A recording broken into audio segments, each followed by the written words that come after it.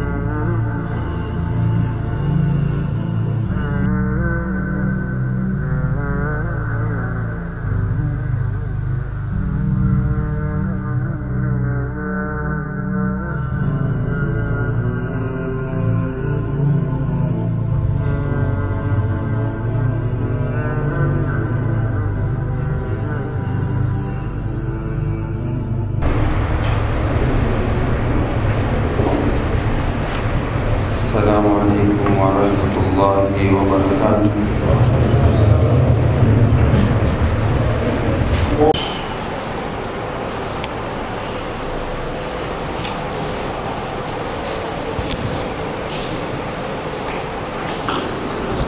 إن الحمد لله نحمده ونستعينه ونستغفره ونعوذ بالله من شرور أنفسنا ومن سيئات أعمالنا. أشهد أن لا إله إلا الله وحده لا شريك له، وأشهد أن محمدا عبده ورسوله صلى الله عليه وسلم. أشكر الله سبحانه وتعالى. Rehma na amani zimwendee wa mwisho wa manabii, kiongozi wa umma huu, mtume wetu Muhammadin sallallahu alaihi wasallam. Waheshimiwa Islam, tukiwa katika Ijumaa hii ya kwanza baada ya kutoka ndani ya mwezi mtukufu wa Ramadhani, qala Ibn Jawzi rahimahullah: ينبغي للإنسان أن يعرف شرف زمانه وقدر وقته فلا يضيع منه لحظة في غير قربة. Anasema Ibn Jawzi, inampasa mwanadamu ajue nafasi ya wakati wake,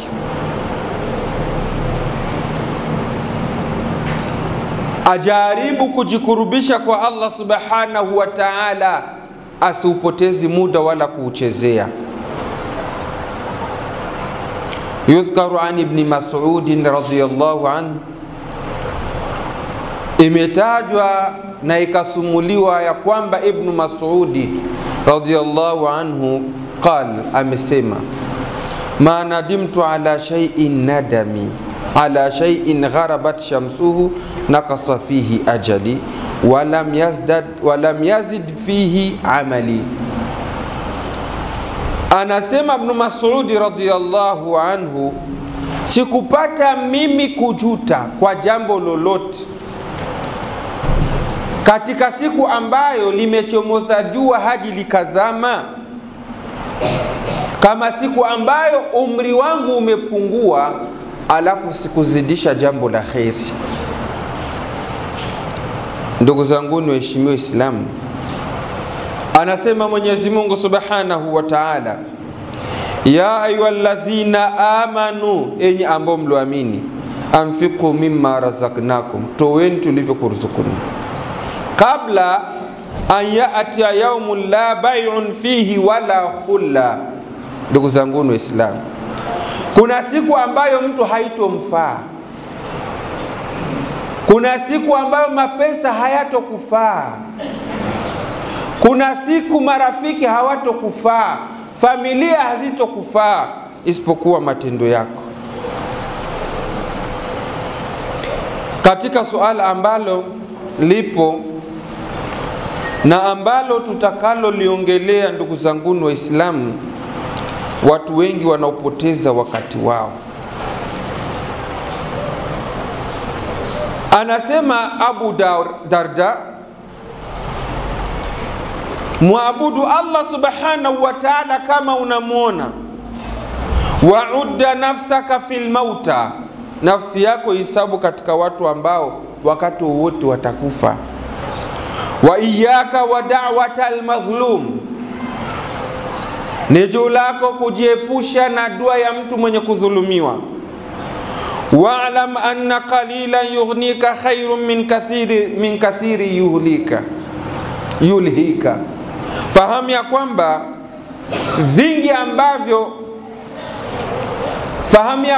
vingi ambavyo havikutoshi, havina manufaa. Fahamu kidogo kinachokutosha ndio kile ambacho kitakufaa mbele ya Mwenyezi Mungu Subhanahu wa Ta'ala. Leo ndugu zangu waislamu, katika mambo ambayo yanayoudhi na kusikitisha ni pale mwanadamu yuko anaviona vifo ni vingi, wanakufa vijana kwa wazee, watoto wadogo kwa watu wazima, lakini mtu baada ya kutoka ndani ya Ramadhani anataka arejee katika maasi, na wengine pengine mahawara zao wamekwisha rudishana nao. Mwenyezi Mungu Subhanahu wa Ta'ala tunusuru. Aya Allah iliposema fankihu ma taba lakum minan nisa mathna wa thulatha wa ruba, waoweni wale ambao watakao kupendezeni miongoni mwa wanawake mtakao wapenda, oweni wawili, watatu, wanne. Lakini kuna baadhi ya watu ana mke na ana hawara, suala la kuoa mke wa pili ili aepuke na madhambi analisikilia hofu. Utamsikia mtu anasema maisha ni magumu, maemezi ni magumu, lakini yeye ndio ambaye anampangia huyo hawara. Pengine siku moja moja yeye ndio mwenye kutoa rasio ya kumpa huyo hawara, na huyo ni mtu ambaye ametoka ndani ya mwezi wa Ramadhani, amezifanya ibada, amefunga kwa ajili ya Allah, amesali tarawih, ameswali sala za usiku, katoa sadaka. Baada ya Ramadhani matendo yake anachanganya na matendo yaliokuwa mabaya, kwa mtu kukaa na hawara na kumrudisha hawara. Mwenyezi Mungu tunakuomba tuwezeshe tuwe waja wenye kutenda matendo yaliokuwa mema. Anasema Ali ibn Abi Talib, ya ibn Adam, mwanadamu, la tafrah bil ghina, usifurahi utajiri. Kuna watu walikuwa matajiri zaidi yako wakafilisika. La tafrah bil ghina wala taknat bil fakri, wala usikati tamaa kwa kuona umekumbwa na ufakiri kama kwamba hautopata. Ni wangapi walikuwa na maisha dhalili lakini hivi wanavyo? Wewe zidi tu kumtegemea Allah. Wala tahzan bil bala, wala usihuzuniki kwa kupata mitihani. Mitihani haidumu milele kwa mwanadamu, ni suala la mpito na kubadilishana. Leo matatizo yako kwako, mwingine yuko katika furaha. Kuna siku wewe utakuwa katika furaha, mwenzako ataingia katika matatizo. Na hauioni dunia. Leo mmoja ni mgonjwa, wewe una afya, kesho anapona na wewe unakuwa mgonjwa. Haujaona katika dunia sote tuko katika hatari ya maradhi. Kama leo una afya, kesho utaumwa.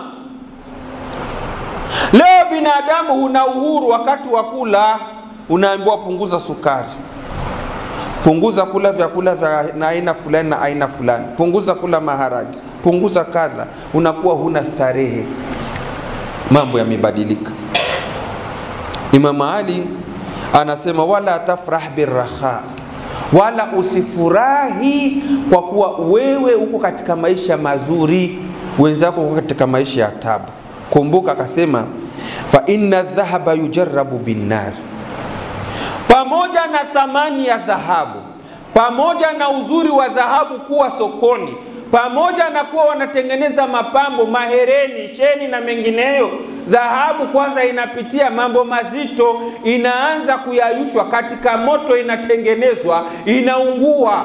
Pamoja na kuungua, baadaye ndio inakuwa ni chenye thamani na kuingia sokoni. Na wewe ili ufanikishe, utapata matatizo, utapata tabu, utapata dhiki, utapata shida, baadaye utakuwa katika starehe, utaondokiwa na matatizo. Wa innal abda saliha yujarrabu bilbala, na mja mwema huwa anajaribiwa kwa mitihani. Allah ampime imani yake. Fahamuni ya kwamba innaka la tanalu ma tuhibbu illa bitarki ma tashtahi, huwezi kupata unachotamani, huwezi kupata unachopenda mpaka uache unachotamani. Ili upate afya, inataka uache tamaa ya kumtamani mwanamke zinaa. Pengine tamaa yako inaweza kuhatarisha maisha. Na ili uwe na maendeleo, inataka uachane na wanawake. Wako wanawake wengi ambao wanasema ya kwamba Mwenyezi Mungu Subhanahu wa Ta'ala amewajaribu kwa sababu ya wao kufuatilia sana starehe za wanawake. Alikuwepo mzee mmoja, mara nyingi alikuwa anapenda kusalia hapa. Anambia shekhe, mazungumzo unazungumza wallahi ni ya ukweli. Anasema kwa hela ambazo nilikuwa nazo mimi, nilikuwa na uwezo Buyenzi kuwa na nyumba, Bwiza kuwa na nyumba, Nyakabiga kuwa na nyumba, Chibitoki kuwa na nyumba. Lakini kilicho nipoza sina nyumba hata moja, ni starehe za wanawake. Na baadhi ya watu utawakuta mara nyingi unasikia siendelei. Shekhe, mimi natumika hela sizioni. Shekhe, mimi najitahidi napata kazi sidumu kazini. Unamuuliza tatizo ni nini? Anakueleza mimi nadhani shangazi yangu ananiroga au mama yangu mdogo atuishi nao vizuri. Mwongo huyu.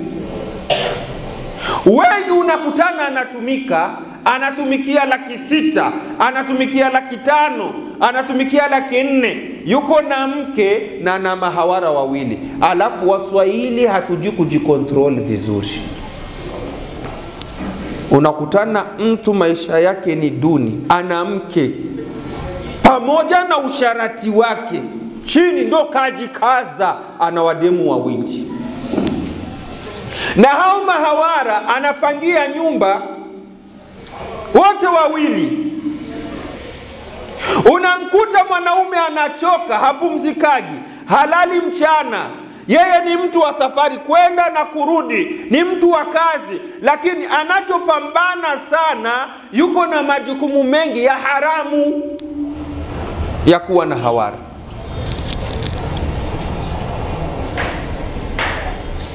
Sasa mtu anakuwa natumika mimi sioni. ninafanya kazi sioni maendeleo. Kumbe wewe unajiweka katika majukumu ya haramu, na Mwenyezi Mungu Subhanahu wa Ta'ala atunusuru. وَمَنْ لَمْ يَعْرِفْ نِعْمَةَ اللَّهِ إِلَّا فِي مَطْعَمِهِ وَمَشْرَبِهِ فَقَدْ قَلَّ عَقْلُهُ. Yoyote ambaye anaona kama neema ya Mungu iko tu ni katika chakula, mipata chakula ndio neema, vyakula, kunywa, huyu akili zake ni chache. Neema za Mungu ni nyingi sana. Neema ya afya, neema ya kuwepo, neema ya kupata kazi, neema ya kaza kupata mke, neema ya kupata watoto. Wama bikum min ni'matin fa min Allah. Neema zote ambazo mnazo zinatoka kwa Allah Subhanahu wa Ta'ala. Sisi tumetoka ndani ya Ramadhani, inataka tuyatende mema, kwa sababu katika mafunzo ya kiongozi wa umma Mtume Muhammad tunaambiwa katika innal abda la yuhramu rizqa min adh-dhanbi yusibu. Mtu anaweza kukosa riziki kwa ajili ya dhambi aliyoitenda, ukanyimwa riziki na Allah. Na asili hadithi ya Mtume inasema mtu anapofanya madhambi, katika roho yake anaenda nawekewa kanukta. Ukitenda dhambi, roho yako nawekewa kanukta keusi. Kwa ushahidi wa hadithi ya Mtume Muhammad sallallahu alaihi wasallam, innal mu'mina idha adhnaba dhanba kanat nuktatun sauda. Hakika muaminifu akitenda dhambi, hiyo dhambi anawekewa kanukta keusi kwenye roho yake. Haya ni maneno ya Mtume Muhammad. Fa intaba wastaghfara suqila qalbu. Akitubia, akimwomba Mungu msamaha, vule madoa unapangushwa kwenye roho yake. Kisha Mtume akasema, akizidisha madhambi Mungu anamzidishia, akizidisha mazuri Mungu anamzidishia mazuri. Kisha akawaambia maswahaba, ikra'u in shi'tum, someni ili mjue kama madoa yanazidi katika roho. Akasema, kalla barana ala qulubihim ma kanu yaksibun. Sivyo hivyo, bali hao wamepigwa mihuri ya madoa, mihuri meusi katika roho zao, kutokana na yale ambao walikuwa wanatenda. Baadaye binadamu anakuwa sugu, haogopi maasi. Leo jamii yetu watu wanaishi katika maasi, hawamkumbuki Allah, wanatenda mabaya. Kuna suala ambalo nimeongelea juzi na leo ninataka kuliongelea, na nyie ndio wateja wakubwa wa hii kazi ambayo ninataka kuitaja hapa. Leo katika mtaa wetu wa Buyenzi kuna hoteli ambazo zinajengwa hapa Buyenzi. Hoteli ziko sehemu za maficho, miji ya maficho kule mwisho, zingine sehemu za wazi huku Ruvumera. Mtu anajenga hoteli, mtoto mwanamke kama mwanamke, yeye anapanga chumba kwenye hoteli. Kuna baadhi ya hoteli mtu kwa siku anapanga, analipa faranga 25,000, 20,000, 30,000. Leo tuna wadada zetu ambao tunawajua, wao wanaishi hotelini. Kazi yake yeye ni kuwasiliana na simu. Na baadhi ya vijana hapa, wewe njoo saa 3 mpaka saa 5, kijana anakwenda na huyo mwanamke, wanapatana hizo pesa, anazini. Mwanamke ni wa hapo hapo hotelini. Hizo hoteli sasa zipo hapa, tumeingiliwa, zipo hapa Buyenzi, zipo Ruvumera na kule Patiza kwa Kairasha. Kuna tuvyumba twa vichochoroni. Unamkuta kijana anajiheshimu, anaheshimika, anavaa ni mtanashati mzuri, lakini ikifika jioni anakwenda huko sehemu panakaa baadhi ya wamalaya.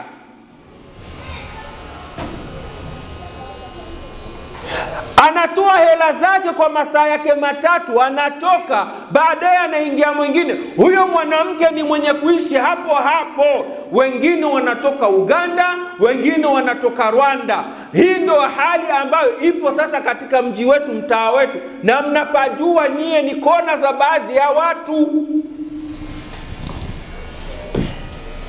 Tunayanyamazia. Pamoja na maasi kuwa yalikuwa na kithiri hapa kwetu, watu walikuwa wakiimba taarabu, watu wakiimba nyimbo za Kiswahili, walikuwa hawapigi kwenye baa. Leo nyie ndio ambao mnaingia taarabu za leo za Waislamu, watoto wa Kiislamu wale taarabu zao zimo kwenye baa, na sisi ndio ambao tunaingia katika hizo baa, na sisi ndio tunatuza hizo taarabu. Wake zetu ndio wanaingia, watoto zetu ndio wanaingia katika hizo baa. Tunayaona, tunayafumbia macho, tunayaunga mkono, tunayanyamazia. Wallahi Mwenyezi Mungu anatuona. Hali inakwenda inabadilika moja hadi nyingine, tunanyamazia. Maasi yanazidi, mji wetu unaharibika, mazingira yanatutoka, sura ya Uislamu inapotea. Tunanyamaza, tunayaona. Wallahi Allah anatuona. Pamoja na maasi yalikuwepo, hapakuwa taarabu ya Kiswahili inaimbia kwenye baa. Siwaulize wazee. Muislamu alikuwa anaona bani najisi. Leo taarabu zetu zinaimbia ni kwenye mabaa. Mabinti zetu ndio wanaingia huko kwenye mabaa. Kaka zetu nyie ndio ambao mnawafuata hao mabinti, mnaingia nao kwenye mabaa. Na hayo mabaa kuna vyumba vya vichochoro, ndio mnaingia na hao tena humo.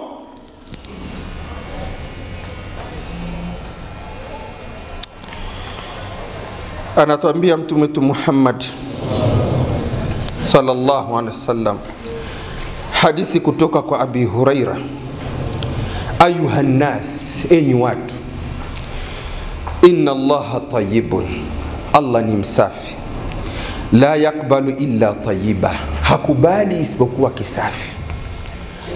Dada yako unafahamu vizuri kazi yake ni malaya, anaishi hotelini. Jirani yako unafahamu vizuri. Kuna dada zetu kuishi kwake, kuvaa kwake, kununua kwake simu, kula kwake ni vitu vichafu tu, hela ambazo anaongwa na wanamume. Hivi tusemeshe ukweli, tutapona lana ya Allah? Mji ambao ni wa Kiislamu, una sura ya Kiislamu. Miaka ya zamani ndio mji ambao ulikuwa unapresente kwa misikiti mingi kwa miaka ya zamani. Kwa sasa inashindwa hata na Buterere. Ndugu zangu Waislamu, mfumo wa Kiislamu unapotea. Hata kuna kitu tulikuwa tunazungumza na mtu, alinambia kuna vitu ambavyo Bujumbura, Buyenzi viko vinapotea kidogo kidogo. Nikamuuliza kama kitu gani? Akasema, shekhe, kweli nyie mmesimamisha baadhi ya vitu sababu ya mazingira ya watu, lakini na sura ya Uislamu inapotea. Nikamwambia nipe mfano. Akasema, wallahi ilikuwa mwezi Ramadhani, ikifika saa 8 ya usiku, saa 7 ya usiku mwezi Ramadhani, siku 10 za mwisho, unasikia Buyenzi yote, misikiti yote, mikrozi nalia, watu wamejaa msikitini wako wanaswali. Lakini leo ikifika saa 7 ya usiku Buyenzi, usikii sauti hata moja ya msikiti hata moja, na misikiti yote ukenda yote inakufuri kama kwamba sio mji ya Kiislamu. Anasema kuna vitu Buyenzi viko vinapotea, kuvipata tena sio sasa hivi. Wallahi naam, na kweli. Buyenzi ilikuwa siku 10 za Ramadhani, mji mzima unanguruma visimamo. Leo sasa mji ambao unakuwa unanguruma usiku visimamo ni Buterere. Leo wanakuwa na swali, nasikia ukipita saa 4 usiku nasikia msikitini wako na swali Buterere ambao mlikuwa mnaizarau. Sisi wenyewe Uislamu wetu katika Buyenzi yetu tunaupoteza peke yetu.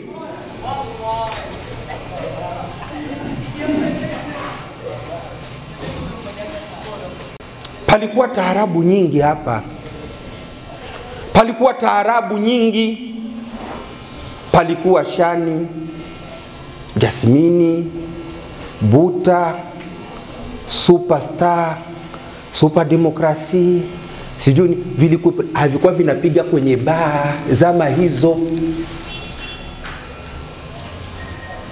Ulikuwa pamoja na kupita, unapita barabara 7 namba 41 kwa mzee Abdallah Nzuruni, barabara 7. Nini inapiga pale Shani? Ukienda barabara ya 8 namba 60, nini inapiga pale Jasmine?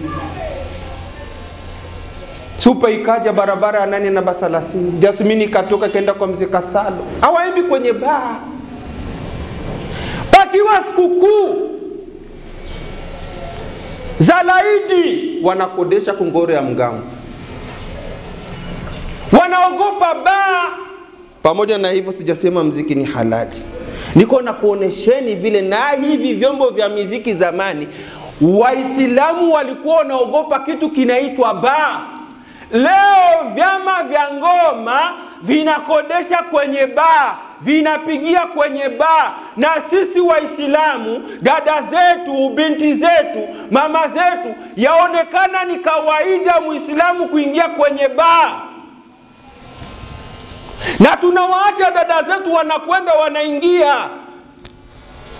Matokeo wanakuwa walevi dada zetu, mama zetu wanakuwa walevi. Mtu anaanza kusema mke wangu anakuwa anakunywa pombe, sababu sisi ndio tumeachia.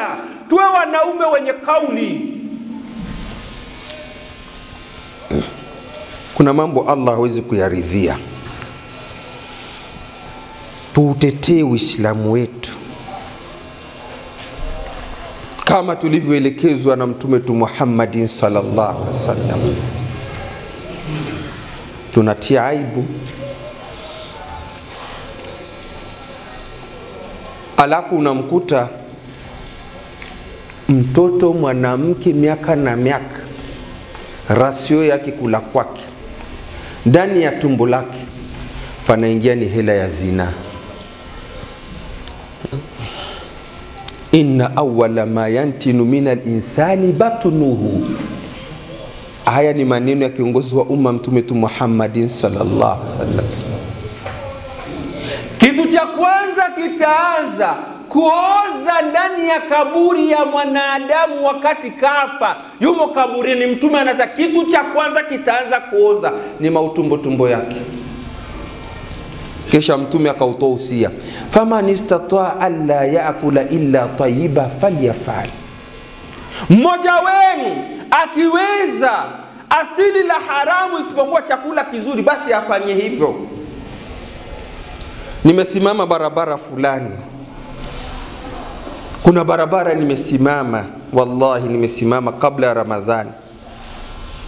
Nimetoka hapa msikitini nikasimama tu kwenye zero, nikafunga hivi mikono yangu, nikasimama naangalia wenye kupita. Lakini kwa sababu barabara ni mbaya, palipita vijana wawili wakasema, ewa na shekhe na yeye anakuwa anatinga wale wa 3,300. Nikafika najua kama kuna wanawake siku hizo 3,300. Nikasimama, wameshaniteta, lakini kama nipitia kwenye roho yangu nikasema mimi siko huko. Kuna kitu unakuja kutizama. Nilitizama kundi la watu ambalo linamimilika na mitandio, wamevaa dira, wanaingia kwenye chama cha muziki, wanaingia kwenye baa, wanaingia kwenye baadhi ya mahoteli vichochoro. Wallahi nimesema buyenzi yetu imekwisha. Imekwisha. Kwani nimetoa hii mada? Nimekata kesi ya ajabu mimi. Kule chini Kinogoni, kijana kapigana na binti, wamepigana sawa sawa, watu wamejaa. Kwa nini amuamue hao watu? Hapana, mimi atanipa hela zangu. Nikaambia chika mkonjoni twende barazani. Namuonea binti huruma, nilipe hilo deni, namuonea kijana huruma. Wakaka barazani. Lakini nikawauliza, sasa wewe kijana, kwa nini umlipe hela zake? Sikilizeni ndugu zangu Waislamu, kwenye tumefika. Ndio nikayajua. Bwana huyu dada nakaaga hapa hotelini. Wakanitajia hoteli iko pale pale. Tumepatana mimi usiku mzima, mimi na yeye ni 20,000. Mimi na yeye tulikutana naye tu ni mara 2, 20 ya nini? Nimwambia nakupa seti mili. Mimi sikutumikisha usiku mzima. Ule dada akamwambia hapana, kama wewe ni mbovu wako mimi nipe hela zote za kuenea. Nikasema hivi kumbe nimetaka kulipia deni la zina. Nikasema kama ni hizo hela silipi. Wakasema sasa shekhe, kama wewe uko shekhe wa hivyo uko shekhe mnafiki. Umecha kubali mbele ya watu unatulipia.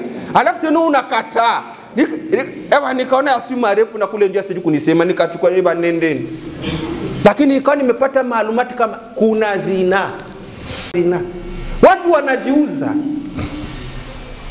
Kuja kuuliza, wallahi mtoto wa mjini hapa ana wajomba, ana wababa wadogo, tuna dada zetu, tuna binti zetu wanalala hovyo, wanalala mahoteli, hatuna kauli, hatusemi. Jamii inaharibika ndugu zangu Waislamu. Wanamume tujipe nafasi yetu.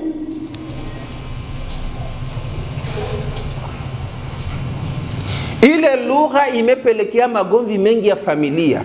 Unamuona mtu anafanya matatizo, anafanya kosa, anakata ni mtoto wa nani hii, wa bwana mdogo, mke wangu na mke wake hawapatanaje, sitaki yawe marefu, unanyamaza. Palikuwa miaka ya nyuma, mimi nilikuwa nakaa barabara ya 5 namba 4 Buyenzi. Barabara ya 5 namba 2 palikuwa wabinti wengi sana, ambao palikuwa na vijana tunacheza nao wengi sana, nao mabinti tutacheza.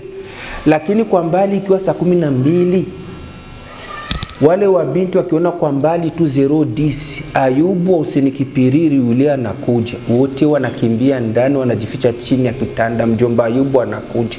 Nini? Marufuku binti saa 12 kuwa barabara.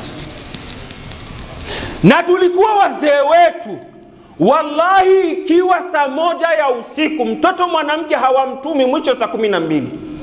Kutuma dukani, kutuma kwa jirani, hakuna kutoka mtoto mwanamke. Leo binti yako anaingia saa 4 ya usiku. Binti anakuaga anakwenda harusini.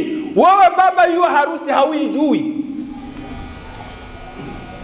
Anakwenda harusini haujua amekwenda sehemu gani. Mpaka saa 4 baba unafika, fulani yuko wapi, hajafika, sasa alikuwaga anaenda harusini. Huyu binti una uhakika yuko harusini kweli? Kila siku ninakwambieni, siku hizi Bujumbura sio ile ya zamani, kuna hoteli za kimya kuwa binti wanawatafuna sana. Kuna hoteli za kimya yani wa baba, wa binti wanatafunwa sana. Binti yako anakwenda, kuna mahoteli Kibenga hawamjui, ataingia. Alafu siku hizi mabinti anajivalia nikabu, anaingia hotelini hajua, akifika ndani anavua, anakwenda nayo msakosha, anatoka unamuona hana nikabu. Akifika huko mbele Kibenga, Kajaga anavaa nikabu, anaingia hotelini.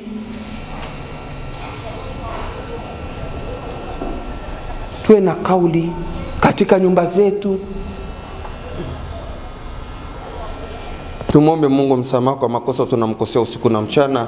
Hakika hii Allah ni mwingi mwenye kuwasamehe waja wake.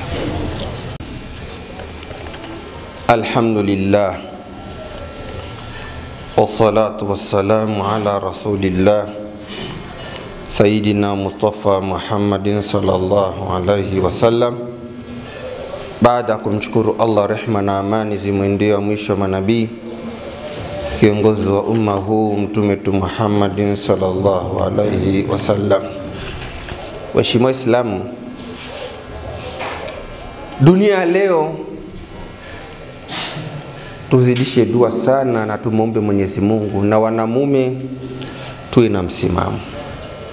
Turudi katika ile sehemu ya mwanamke akuombe ruhusa asikufahamishi.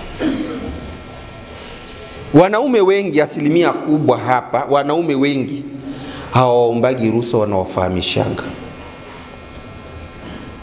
Na sheria ya dini inataka mke akuombe ruhusa. Sisi tuna tabia hii, mke akikuomba ruhusa, alafu ukimkatalia akikasirika, unasikia uoga, unatetemeka. Mwache akasirike, sababu uko katika haki. Mke mfano anakuambia, bwana tuna harusi ya nani.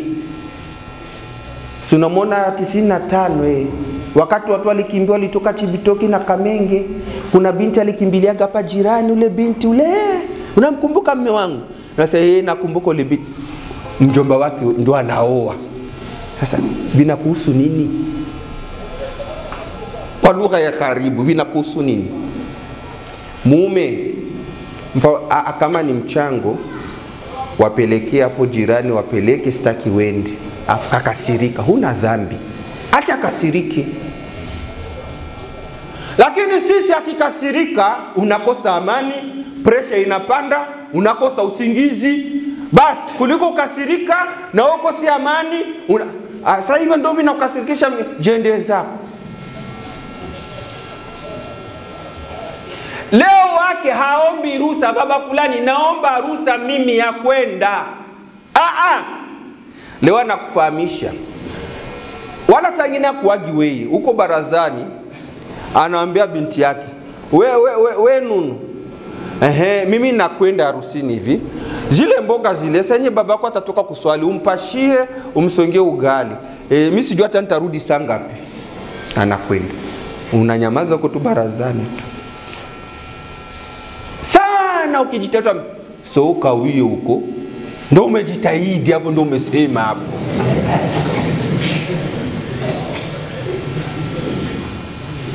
Inafikia mume wallahi mpaka saa 3 ya usiku. Siku moja kuna Muislamu mmoja, sizungumzi kwa ubaya, wallahi nilikaa kwangu nikaona kidogo wamechelewa kupika kidogo, watoto wanasinzia wale wadogo wadogo. Nikamwambia tokeni tuzunguki, tena nikawanulie pipi. Nikazunguka nao mpaka 0:40, nikakutana na mwenzangu hapo. Ni saa ngapi? Saa 3:30. Salamu alaykum. Salamu. Basi siku salamu. Nikamwambia saa hizi unakwenda wapi? Ni akaniuliza na wewe Sheikh, saa hizi unaenda wapi? Nikamwambia mimi chakula leo kimechelewa kidogo, na wazungusha watoto wasisinzii na kesho watamkia kwenye masomo. Akasema si afadhali wewe atakuwa na kipika. Mimi hivi nina njaa, nimetoka kazini, mke wangu hayuko, jiko halijawaka, nimeuliza wote hawajua ameenda wapi, mimi mwenyewe sijui ameenda wapi. Nikasema kweli hujui kwenye amekwenda? Afu akaniambia sema polepole, ndole pale asitusikii, ndole pale. Tubongeze sauti tuko Ijumaa tusicheke wallahi. Sema polepole kwanza, ndole pale. Yaani mwanaume unamogopa tamkia sisikii kama unatoa lawama. Kwanza ndole Sheikh, nyamaza. Nikanyamaza. Tukapita, wakatuliana salamu. Hakusema kitu. Tukaacha kabla akatizama, mshafika mbali. Tunatabu Sheikh, tunatabu. Hivi akifika ndo achukue aunge mpaka nitakula saa 6 na mimi namkaga saa 11. Wallahi ndo mazingira yetu, Mwenyezi Mungu atustiri. Wallahi ndo mazingira yetu, wanaume wengi ndo mazingira yetu. Na ndio maana tunakufa mapema. Mapresha. Leo kila siku ninasema ndugu zanguni Waislamu, ninakufahamisheni, wallahi wamepika usiku chakula pakabaki wali unaitwa mshusho. Wewe haukujaliwa kupata hela za saa 6, chakula kimepatikana kiko kidogo, alafu fika na jasho zinakutoka, umekaa kwenye kiti useme mke wangu nasikia njaa sana, kama kuna tu chakula tudogo nipo, utasikia ni mshosho wa watoto zangu, tafadhali vyakula vya watoto zangu. Tinono unakaa barazani anavipasha na wapakulia vyote, na wewe hauli. Wallahi wewe ndio unavimeaka. Ndio na watu walionyo tuko nao leo. Hafikiri kama huyu ndio anavyemeanga, basi acha nimtolee kimamio kimoja ale akupe maji, afadhali watoto washibe ukitaka ufe.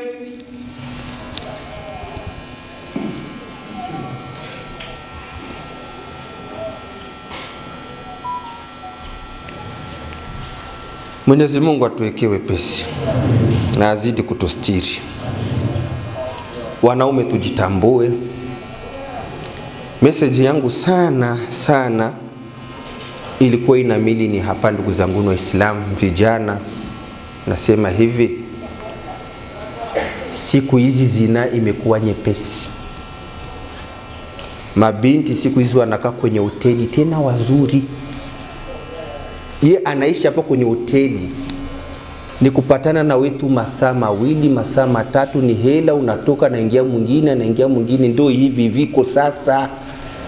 Kwa hiyo msipotezi afya yenu. Kuna wanawake hivi sasa kwa zina, mpaka na ngozi yake tu, ngozi yenyewe na ugonjwa wa zina. Hata huyo mpira utauvaji, ananuka zina.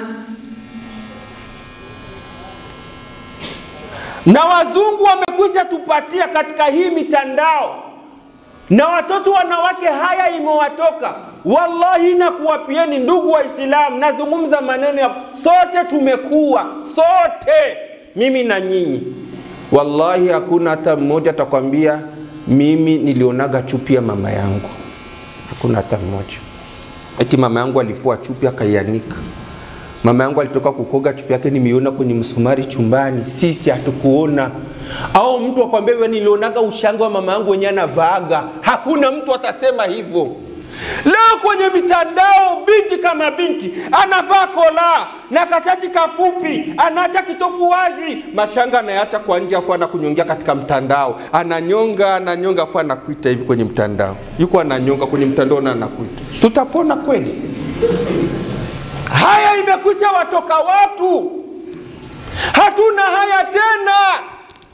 Imetutoka leo shanga kwenye mitandao, mtu anazivaa juu ya chupi leo. Anajianika kwenye mitandao. Ile kujistiri tena hakuna. Ndio maana jamii inaharibika. Vijana, mtoto mdogo wa miaka 16, 18 yuko na simu, anayaona, ndio maana watu wanaharibika. Leo binti zetu wanaharibika mapema sababu anaijua mitandao ya seksi kukushinda we baba. Saa 8 ya usiku, saa 9 binti kwa anatizama seksi. Ndio maana wanaharibika mapema. Kuna siku nimepita Kinama, kabinti nikakaona kana tumbo likubwa, kukifuatu maziwa tudogo sana. Nikasimama nikamuuliza mtu mmoja, kamza ule mtoto tumbo linajaa na umafua au nini? Nikasema shekhe, mimba. Nikasema ule mtoto hivi kuna miaka mingapi? Akanambia shekhe, namjua kama ni mingi 12, 13. Leo dunia imebadilika. Turudi katika msimamo, tumjue Mwenyezi Mungu. Ya ayyuhalladhina amanu taqullaha haqqa tuqatihi wa la tamutunna illa wa antum muslimun. Tumsalie mtume wetu Muhammad. Ni amri kutoka kwa Mwenyezi Mungu anaposema inna Allaha wa malaikatahu yusalluna ala nabi.